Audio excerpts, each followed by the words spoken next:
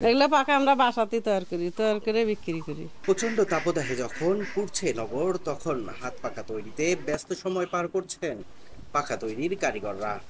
ঐতিহ্যবাহী এই হাত পাখা তৈরি করে জীবন জীবিকা চালাচ্ছে রংপুরের পীরগাছা উপজেলার কালীগঞ্জ গ্রামটির অসংখ্য পরিবার। চলুন দেখে আসি তাদের কার্যক্রম।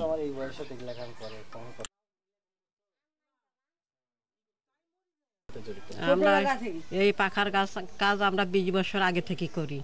আমার স্বামী কিন্তু আসিল কর্মকাজ কিছু জানতে করে নেই, হাঁপানিওয়ালা লোক আসিল। আমি এই পাঙ্কা গাতিয়ে আমরা 5টা ছেলে মেয়ে মানুষ করছি, বিয়ে শাদি দিছি, আবার পেট চলাছি। এই গ্রামের ভেতর সবাই বানায়, প্রত্যেকটা বাড়িতে 2-3 করে আমরা এই কাজ করি। এতে হলো ফার্স্টের আগে হলো বাঁশের পরে লাগে সুতের পরে লাগে কাপড়ের পরে লাগে যখন পাঙ্কাটা আমরা গাতা শেষ করি দেই সাজাই, তখন আমাদের কাপড় লাগে, রং লাগে, বরঞ্চ ময়দা লাগে। এখন মনে করো 100 পাঙ্কা বানবার গেলে প্রায় 600 হইতে 700 টাকা খরচা পড়ে।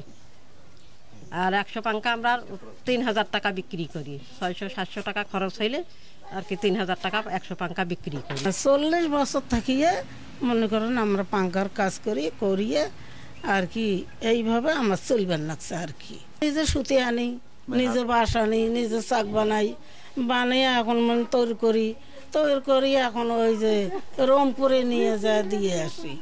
কাছারের মোড়ত নিজে যায় পাঙ্কা দিয়ে আসি।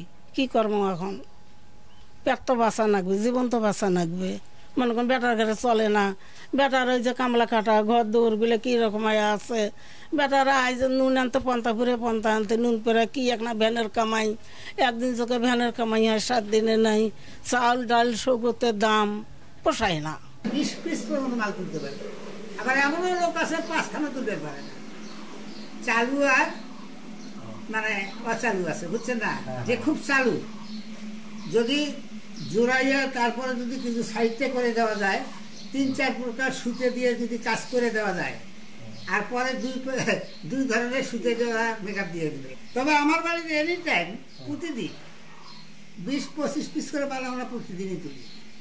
এই যে মনে করেন যে এই যে পাখার একটা সিজন আছে।